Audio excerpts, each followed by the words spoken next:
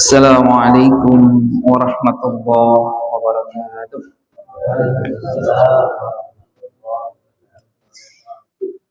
Innal hamdalillah nahmaduhu wa nasta'inuhu wa nastaghfiruh wa na'udzu billahi min shururi anfusina wa sayyiati a'malina.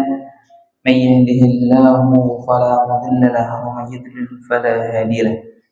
Asyhadu an la ilaha illallah wahdahu la syarika lah wa asyhadu anna Muhammadan 'abduhu wa rasuluhu la nabiyya wa la rasula ba'da.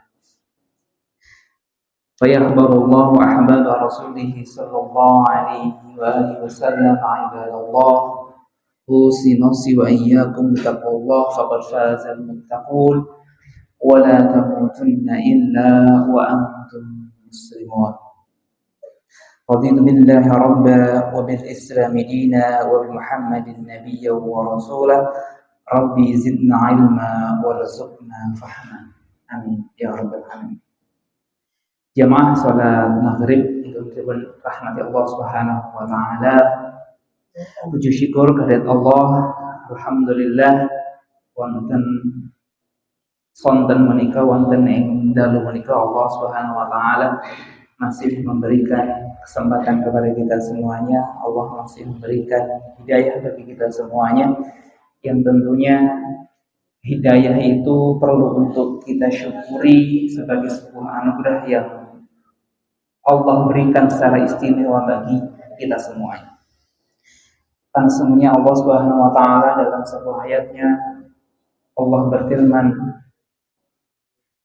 fa innallaha yudhillu man yasha wa yahdi man yasha. Maka setiap hamba itu, setiap orang itu punya dua kemungkinan yang saling bertolak belakang antara satu dengan yang lain. Ada satu orang, satu golongan yudhillu man yasha yang akan Allah sesatkan, dan juga ada golongan yang lain yahdi man yasha, akan Allah berikan hidayah bagi golongan orang itu. Maka setiap kita, setiap orang, setiap manusia, maka mereka pasti punya dua kemungkinan itu. Kalau enggak disesatkan oleh Allah, ya pasti diberikan hidayah oleh Allah. Maka itu merupakan dua kemestian yang pasti akan kita dapatkan, dan kita semuanya tentunya berharap kita akan menjadi golongan orang yang akan diberikan hidayah oleh Allah Subhanahu wa taala. Maka ketika hari ini alhamdulillah Allah masih memberikan hidayah berupa Allah menggerakkan hati kita, begitu pula Allah memberikan hidayah kepada kita berupa kesempatan kepada kita untuk bisa sama-sama berkumpul di masjid melaksanakan sholat maghrib berjamaah, dan nanti insya Allah juga kita lanjutkan sholat isya berjamaah, dan kita selingi dengan taklim di antara maghrib dan isya. Maka itu merupakan sebuah kenikmatan yang Allah pilihkan bagi kita semuanya. Berarti Allah sengaja memilih kita sebagai orang yang Allah berikan hidayahnya. Karena yang namanya hidayah itu tidak mesti semua orang akan mendapatkan. Tidak semua orang pasti mendapatkan kesempatan. Walladzina jahadu fina lanahdiyannahum subulana. Orang yang akan Allah berikan hidayah itu hanyalah orang yang benar-benar berjihad, benar-benar sungguh-sungguh untuk mendekat kepada Allah. Maka ketika orang itu condong kepada kebaikan, orang itu condong kepada kebenaran, maka Allah akan mudahkan dia untuk senantiasa mudah untuk berbuat kebaikan dan amal solehnya.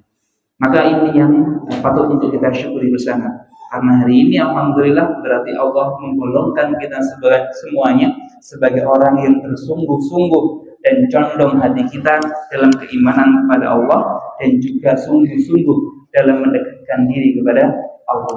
Sehingga Allah mudahkan kita semuanya, Allah ringankan kita semuanya untuk bisa sama-sama berkumpul di masjidnya Allah Subhanahu wa taala.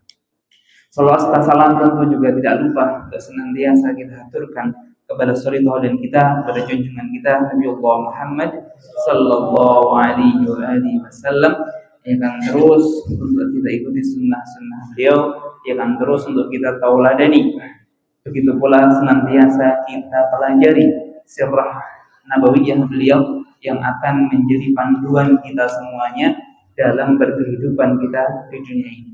Karena sebaik-baik tauladan, sebaik-baik qudwah itu adalah qudwah dari Rasulullah Muhammad sallallahu alaihi wasallam. Rasul terakhir, Rasul penutup para nabi, Rasul yang paling utama di antara para rasul-rasul yang lainnya.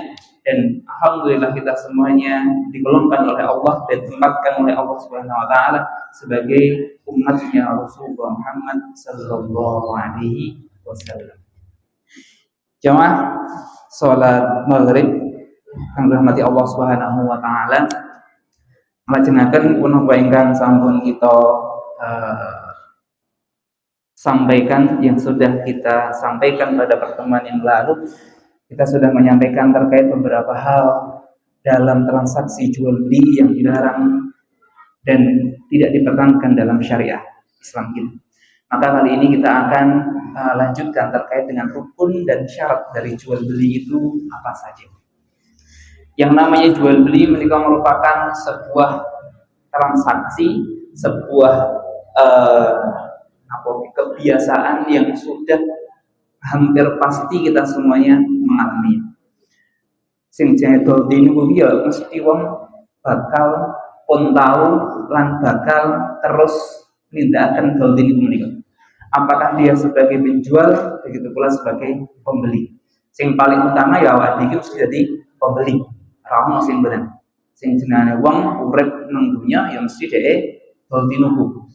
Terutama ketika dia sebagai seorang pembeli. Maka bab yang namanya bab jual beli ini sering ditempatkan oleh para ulama, Imam Nawawi, begitu pula Syekh Hari Jum'ah dan para imam yang lainnya, para mufti-mufti yang lainnya. Mereka menempatkan bab muamalah yang paling pertama itu adalah terkait dengan jual beli.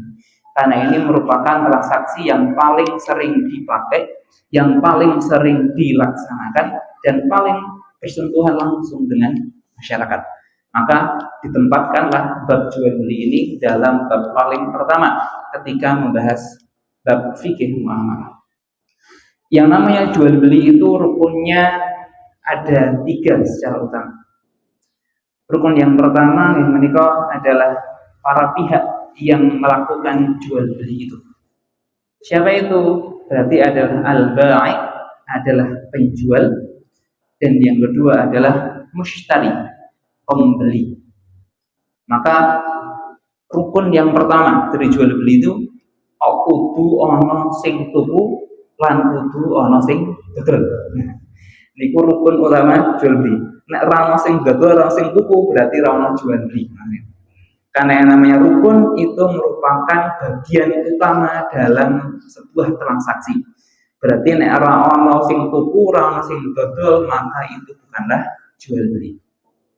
Nah, yang namanya para pihak, baik penjual maupun pembeli, maka masing-masing itu mereka punya syarat yang harus dipenuhi oleh dua pihak tadi.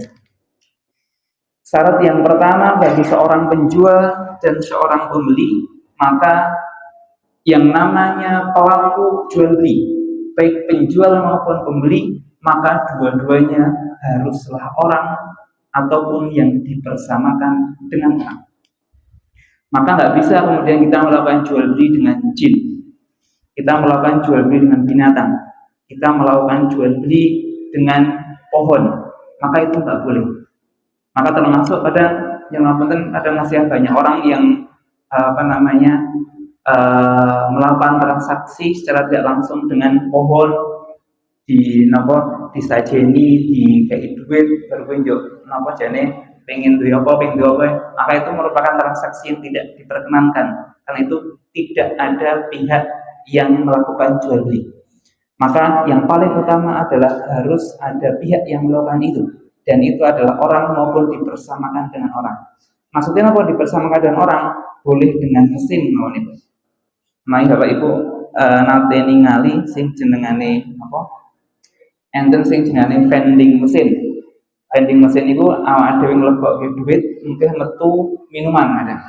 apa mungkin metu makanan, mungkin ada ini teng layar ini biasanya terpilihan arep ono minuman apa, arep makanan apa, diklik baru lebok ke duite, regane piro lebok ke duite, mungkin metu barangnya. Aniku nggih angsal. Begitu pula kita melakukan transaksi yang menggunakan mesin yang sifatnya adalah jual beli, apapun bentuknya, awak dhewe tumbas teng internet, awak dhewe tumbas teng yang Shopee, napa teng Tokopedia, TikTok, napa-napa, maka itu boleh karena itu merupakan mesin yang dipersamakan dengan orang. Dipersamakan itu apa maksudnya? Dipersamakan berarti dibuat sama orang atau dirakit di sistem sama orang. Maka sebetulnya yang melakukan itu tetaplah orang. Sing mengendalikan tetap orang, akan tetapi diwakilkan kalian mesin. Maka itu juga boleh. Selama memang ada pihak yang melakukan transaksi itu dan pihak itu adalah orang maupun yang dipersamakan dengan orang, maka otomatis jual beli itu diperkenankan. Itu adalah rukun yang paling pertama dan yang paling utama dalam jual beli kita. Kemudian yang kedua, syarat yang kedua dari pihak yang melakukan jual beli itu adalah kedua pihak itu haruslah cakap hukum. Cakap hukum itu apa?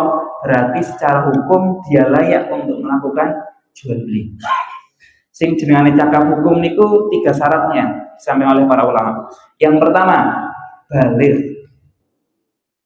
Baligh, kemudian yang kedua adalah tamyiz, yang ketiga adalah ar-rusydu.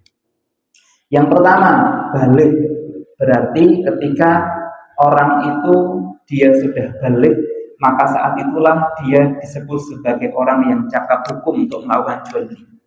Maka sing jenenge nek dol inuku kalian yang ngapaten cah cilik, maka itu sebetulnya tidak sah, mboten angsal. Cah cilik melakukan jual beli maka itu sebetulnya enggak boleh. Akan tadi para ulama kemudian menyebutkan selain baligh itu ada yang namanya tamyiz. Tamyiz itu apa?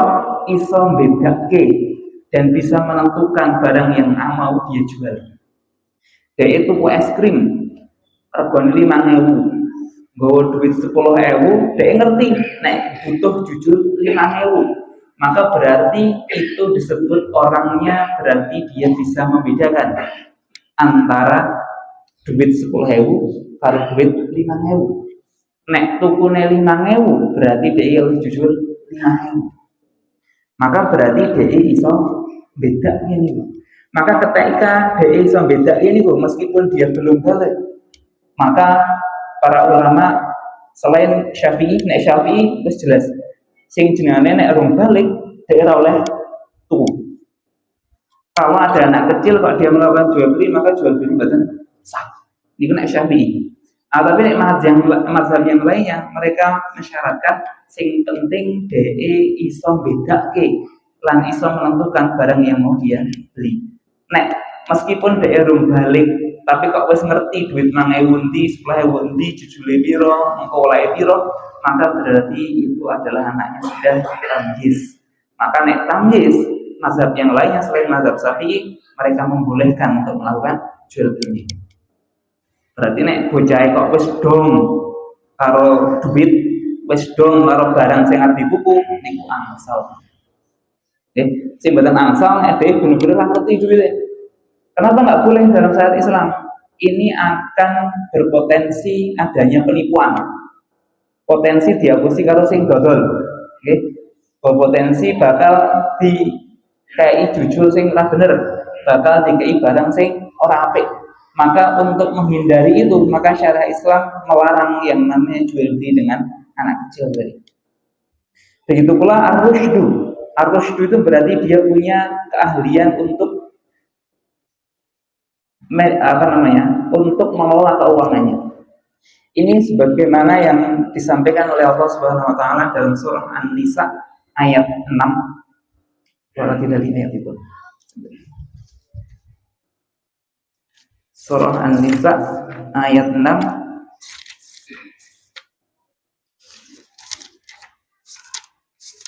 Dalam ayat tersebut Allah Subhanahu wa taala menyampaikan terkait dengan warisan.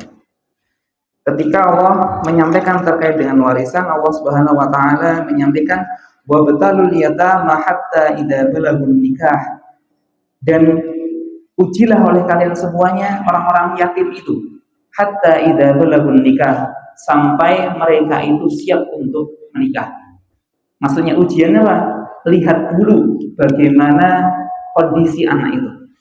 Yang namanya anak yatim itu kan ketika dia ditinggal meninggal oleh bapaknya, kemudian dia tidak lagi memiliki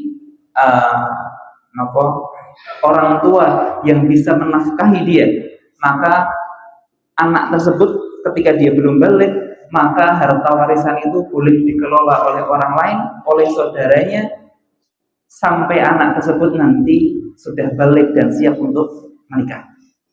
Kemudian dilanjutkan fa'in anastum minhum rusydan fadfa'u ilaihim amwalahum. Maka kemudian ketika kalian mengira dan sudah memastikan anak itu rusydan, sudah mampu untuk mengelola keuangannya, dia wis ngerti duit semene engko nek dienggo urip sepiro, bar kuwi yo disimpen piro, bar kuwi sik dienggo dibelanja piro, sik dienggo kebutuhan yang lainnya piro, maka ketika anak yatim itu dia sudah mampu untuk mengelola keuangannya, dia sudah mampu untuk mengelola hartanya, dia bisa menentukan mana yang kebutuhan pokok, mana yang kebutuhan gak pokok, mana kebutuhan yang harus dia dahulukan, mana yang bisa diakhirkan, maka berarti dia sudah disebut sebagai rusydan. Dia sudah bisa ngelola duitnya nopo. Dia wis iso ngelola nek dikai warisan semene dia iso ngelola. Maka ketika itu sudah sampai pada tahap tersebut, maka fadfa'u ilaihim amwalahum, maka kembalikanlah harta itu kepada anak yatim itu, karena harta itu adalah haknya anak yatim tersebut. Maka yang namanya ar-rusydu, maka berarti dia sudah bisa mengelola keuangannya, dia sudah bisa mengelola mau dikemanakan uang itu, dia sudah bisa mengelola uangnya ini arep jajan opo. Maka ketika itu sudah bisa, maka berarti dia sudah cakap hukum. Minimal niku, minimal adalah tamyiz. DE iso mbedake, DE iso menentukan harta tersebut, uang tersebut akan digunakan membeli barang apa dan harganya berapa, mengkonek susuke berapa. Maka itu adalah ketentuan bagi orang yang akan melakukan transaksi jual beli. Dan yang ketiga adalah dia punya kewenangan, berarti dia bisa melakukan itu sendiri, dia bisa punya kuasa untuk itu, termasuk manipun masjid, manipun berarti tumbas karpet, saya tumbas Pak Gio, tumbas Pak Gio, karena takmirnya Pak Gio dibagi Pak Gio, maka tumbas karpet kalian Pak Gio. Maka karena kita jamaah, kita sepakat Pak Gio ini sebagai takmir dan sebagai wakil dari masjid ini, maka berarti beliau punya kewenangan untuk melakukan transaksi tersebut. Dan statusnya karpet ini, nek pun ditulis kali Pak Gio, meskipun notane tulisannya Gio, Pak Sugio, tapi sing duwe hak atas karpet ini tetap masjid, bukan Pak Gio. Karena yang melakukan transaksi sebetulnya adalah masjid, Pak Gio. Maka yang namanya orang yang dipersamakan dengan orang itu berarti sing jenenge masjid ini dipersamakan dengan orang dan kemudian diwakilkan oleh orang untuk melakukan transaksi jual beli. Maka Pak Gio punya kewenangan itu dan itu sah secara hukum untuk melakukan transaksi jual beli. Kemudian yang terakhir ini yang juga menjadi pokok utama dalam transaksi jual beli adalah taradhi, saling ridho. Maka para ulama mengatakan fala yasihu bai'un biduni ridho at-tarfaini. Maka tidaklah sah jual beli biduni ridho, tanpa adanya keridhaan dari kedua belah pihak. Maka yang namanya ridho ini merupakan kunci utama. Maka jangan sampai kita melakukan jual beli kok secara terpaksa, tidak ada kerelaan di antara dua pihak yang melakukan jual beli. Apalagi kalau dia sudah melakukan tawar menawar. wis tawar-menawar, wis ngasih mentok ngoten niku. Saking bangane ra dituku kalian liyane, baru njuk boleh ki tumbas ngoten niku. Maka jangan sampai itu terjadi. Karena bisa jadi sing tuku justru boten ridho. Termasuk manipun Bapak Ibu nawi njenengan ngoten iki teng warung-warung alit biasa niku jujul kadang jujul itu ada mau 500, jujul namung 1000 baru njuk teko-teko ade maksa wis niki Mas ganti kerupuk mawon. Wis niki Mas ganti lombok mawon gitu kan. Ya memang niku tawaran gitu kan. Tawaran nek dhek ikhlas sih enggak masalah. Tapi nek kemudian dhek tetap ra gelem, dhek malah jadi kepeksa, nah, maka ini menjadi tidak baik. Maka lebih baik nek pancen jujul ngoten niku wis mboten mau dipulisi mawon nek jujule mung kurang saka 1000 nggih diganti karo barang liyane. Sing penting niku disampaikan di awal. Ojo pas arep bayar mung gari jujul sithik baru yo dipaksa nggo ganti liyane. Nah, ini kadang merusak yang namanya parodi, merusak yang namanya saling ridho di antara orang-orang yang melakukan jual beli itu. Maka ini yang harus syarat ini yang harus dipenuhi di antara dua pihak yang melakukan jual beli, baik itu adalah baik penjualnya maupun mushtari pembelinya. Kemudian rukun yang kedua adalah objek akad. Yang namanya objek akad menika saya jadi jual beli objek akadnya dua. Nggih menika barange karo regane. Sing jenenge objek akad niku kalih barang yang diperjualbelikan karo rego. Nah, yang namanya barang dan harga ini juga ada syarat-syaratnya. Untuk barang, syarat yang pertama, dia harus memiliki nilai iso diregani.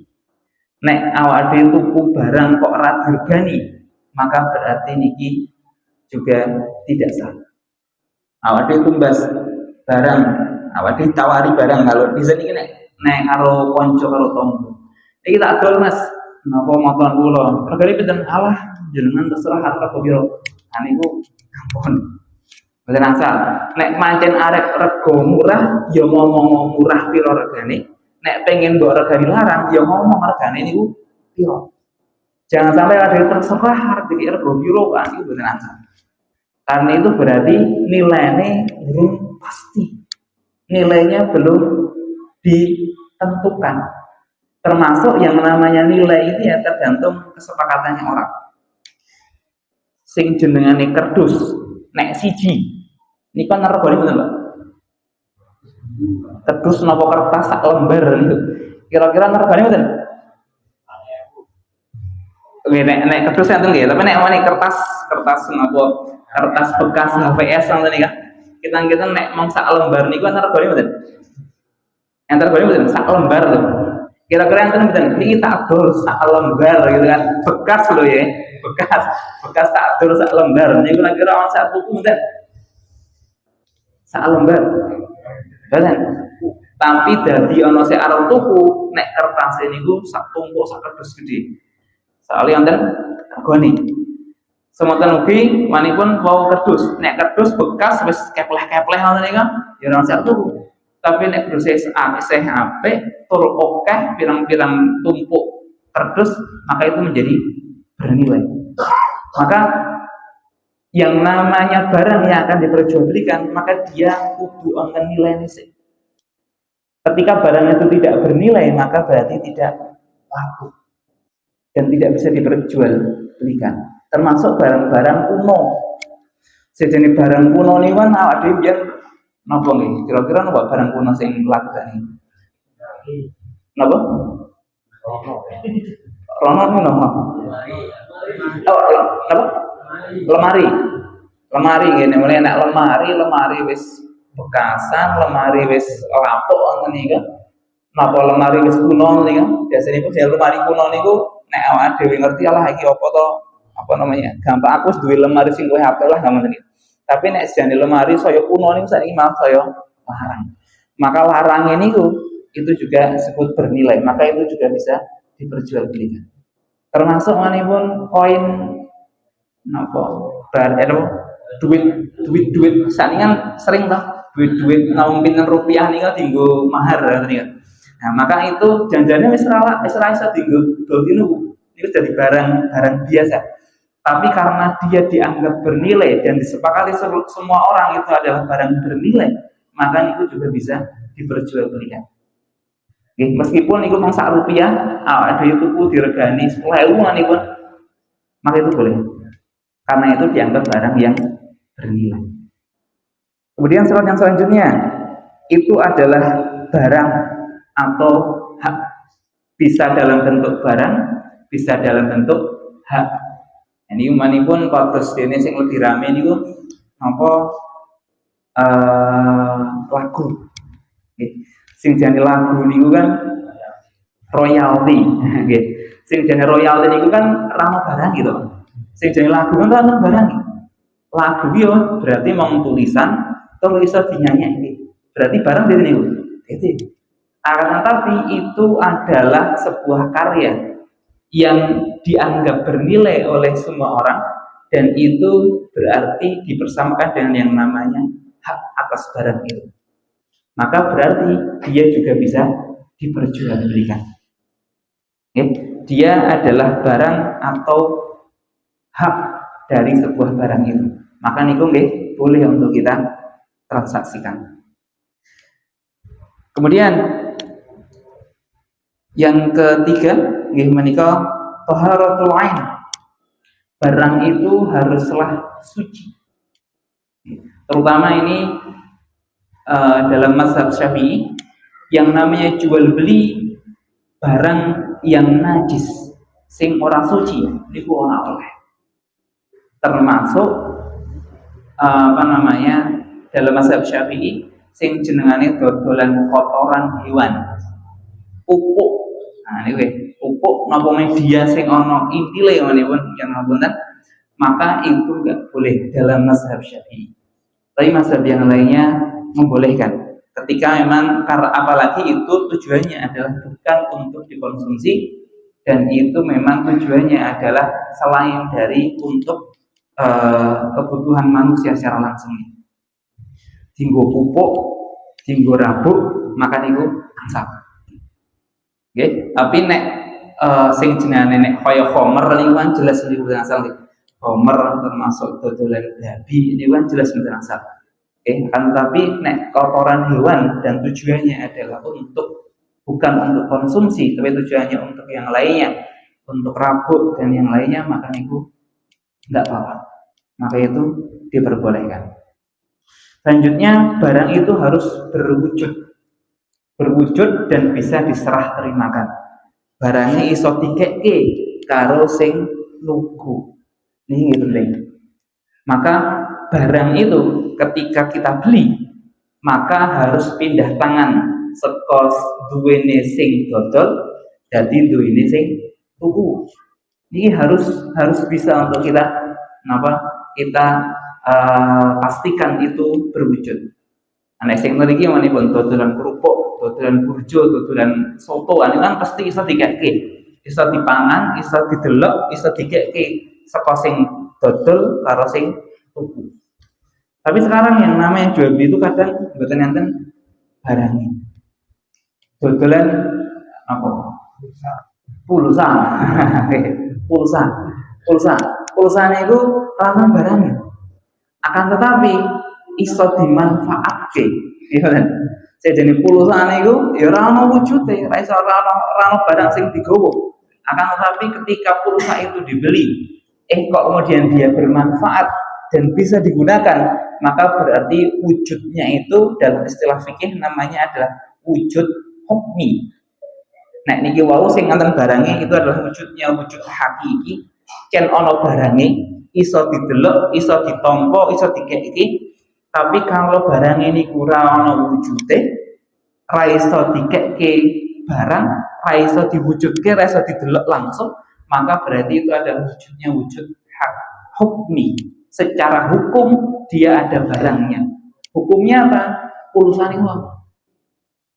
Dan itu bermanfaat. Maka juga salah satu wujud dari barang itu haruslah yuntafa'u bi. Al-intifa'u bi. Dia harus bermanfaat barang itu bagi yang membelinya. Termasuk dodolan nek cah enom saniki enten dodolan saham. Sejenis saham itu kan ya ada reso nyekel apa-apa. Bahkan surat dewi awak dhewe nyekel. Maka ketika memang saham itu secara hukum dia dihukumi barang dan ada undang-undangnya, konten peraturannya, maka berarti itu juga boleh untuk ditransaksikan. Karena yang namanya wujud itu dua, ada wujudul hukmi, ada wujudul hakiki. Hakiki berarti hakikate can ono, tapi nek hukmi hakikate ono, tapi secara hukum itu adalah barang yang bisa diperjualbelikan dan bisa dimanfaatkan. Ini kok syarat ingkang kaping gangsal. Kemudian selanjutnya dimiliki secara utuh oleh penjual. Ini juga wajib. Sing jenenge wong dodol, maka berarti yang harus dia pastikan adalah DE duwe barang itu secara wujudnya harus dimiliki oleh orang itu. Raiso awak dhewe kok sing paling sering itu kan uang nyewa mobil baru kuwi yo didol. Beliau nang salah. Jelas niku. Secara hukum kriminal, secara kriminal, kalau nek secara fikih maka berarti itu nggak boleh karena barang itu belum menjadi miliknya. Termasuk manipun nih awak dhewe apa anten jili duit gitu kan. Jadi dikar uang dilalai napa wong niku raiso nyaur gitu kan, raiso nyaur baru kuwi njuk napa kok jilih duit, jilih motor lah manipun. Iya, enten wong namanya jilih motor. Motor niku ternyata arep dijaluk yo wangel pol gitu ya. Awak dhewe golek wong yo jale lunga, ade arep njaluk yo ora ketemu gitu kan. Bahkan malah jale wong yo lunga teng luar Jawa. Saking jedeke awak dhewe, maka kemudian awak dhewe ngomong, awak dhewe butuh duit gitu kan, awak dhewe butuh duit, judek wis rasa njupuk motore, kemudian ada yang hubungi karo polisi. Pak polisi, niki kula iki duwe motor, tapi motor iki golongan anu wong.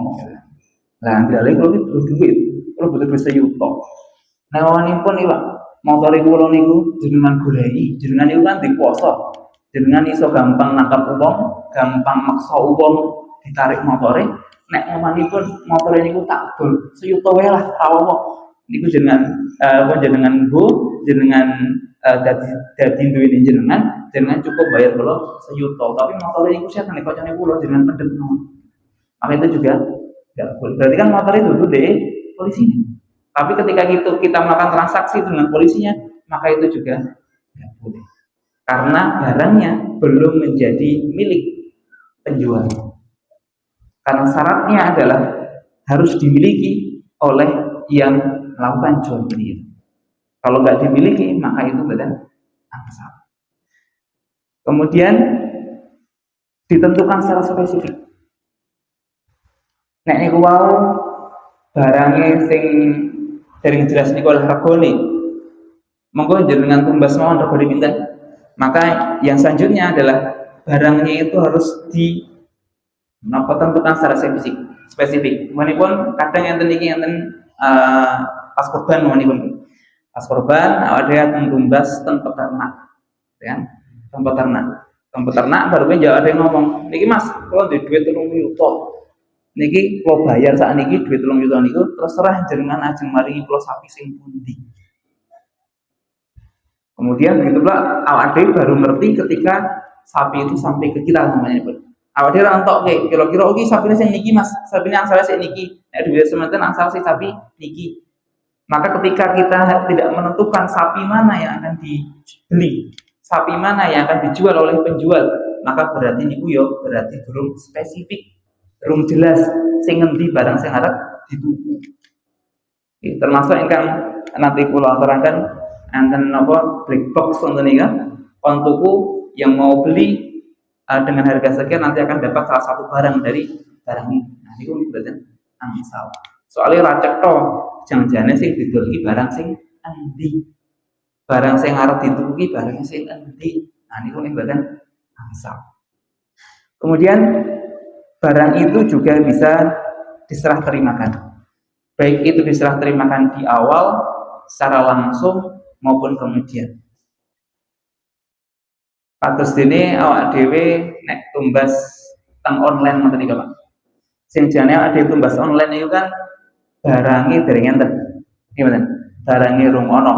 Awak dhewe ra ketemu karo sing dol. Bahkan awak dhewe ra ngerti barange. Sing awak dhewe ngerti napa? Fotone. Fotone wae rung mesti bener kadang. Fotone wae rung mesti bener.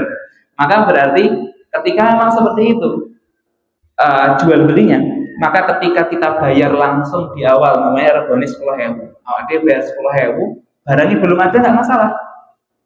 Barangnya baru kita terima beberapa hari kemudian, maka itu dalam fikih disebut sebagai jual belinya ada jual beli salam, dan itu juga diperbolehkan.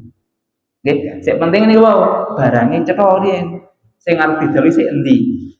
Akan lebih baik memang foto niki foto sing asli, fotonya sing endi. Maka biasanya pun nek ajeng tumbas barang niku awak dhewe njaluk foto riyen mawon. Nggih. Kapan kan sing jenengane barang online niku kadang nipu. Kita teng gambar niku sae apik, tumbas napa jas ngono niku nggih. Jas kita iki apik nang fotone kita apa tebel krenis gitu kan. Tapi begitu di tuku tipisnya ra umum gitu kan. Daya mati gue ra iso ngoten kan. Bitwa ukurane kita iki wis gede mboten kene mboten pas. Maka yen awak dhewe tuku wonten niku njaluk foto sing asli ya. Nggih, termasuk ini kan kalau ini kadang dodolan online ngoten ya. Mana dodolan online niku barang ketika mau dikirim difoto. Yang ini ya Kak, barangnya. Nih Mas barangnya awak dhewe foto, nek riko cocok baru kita kirimkan. Karena emang itu untuk menjaga cetha barangnya sing kaya ngopo. Gitu kan? Itu ketentuan untuk yang barangnya.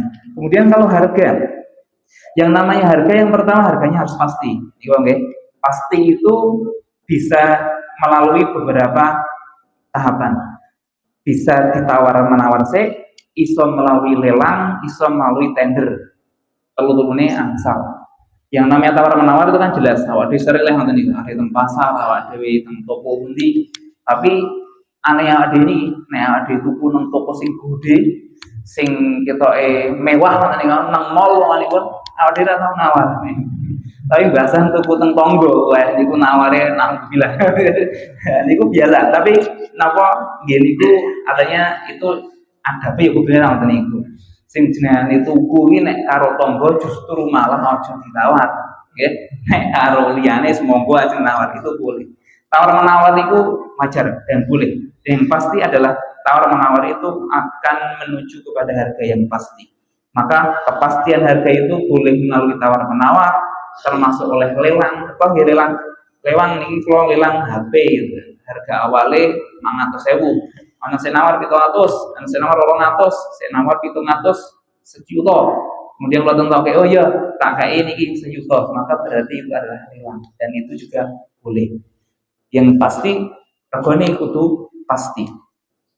Kemudian cara pembayarannya saged tunai, saged tangguh, saged angsur. Tunai berarti ono rego, ono barang. Ono barange, ono duite.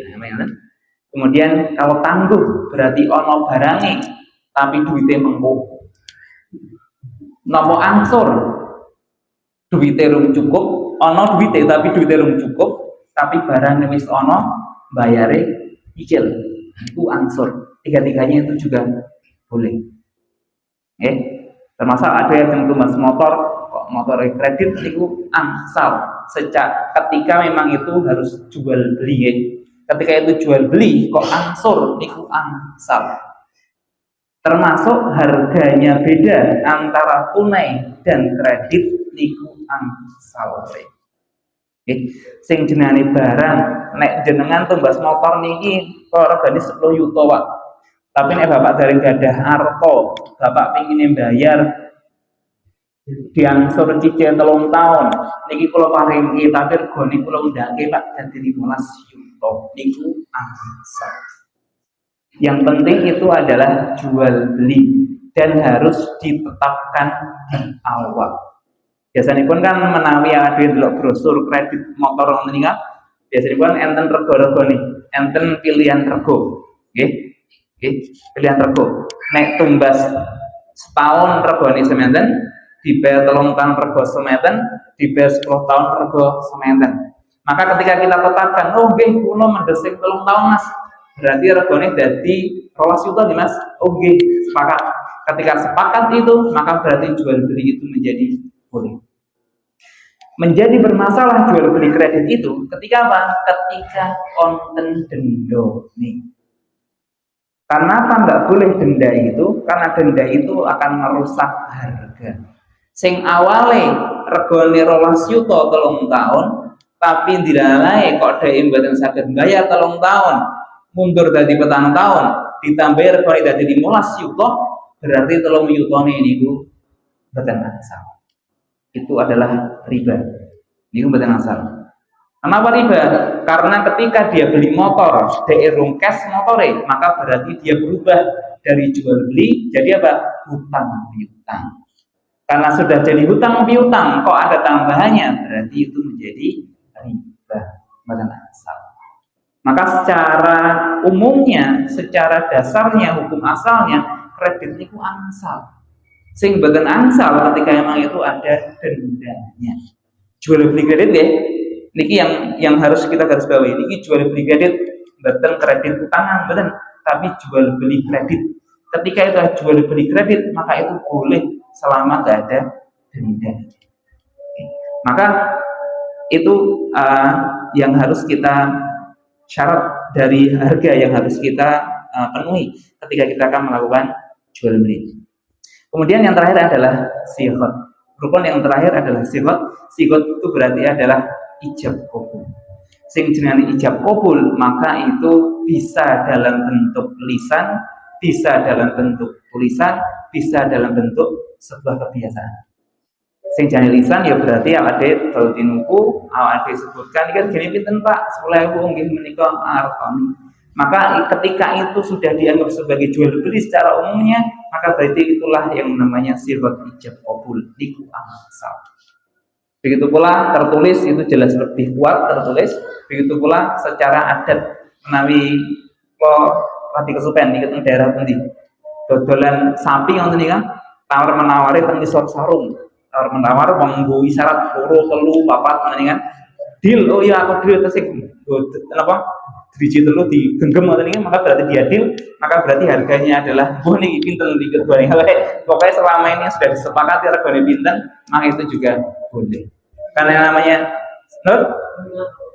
oke, Minangkabau ngoten niku. Biasanya pun pokoknya kan simbol-simbol lah kalau nggih Pak Tidong. Ketika emang sepakat, maka itu boleh. Karena namanya sighot ijab qabul itu al-adah, merupakan kebiasaan.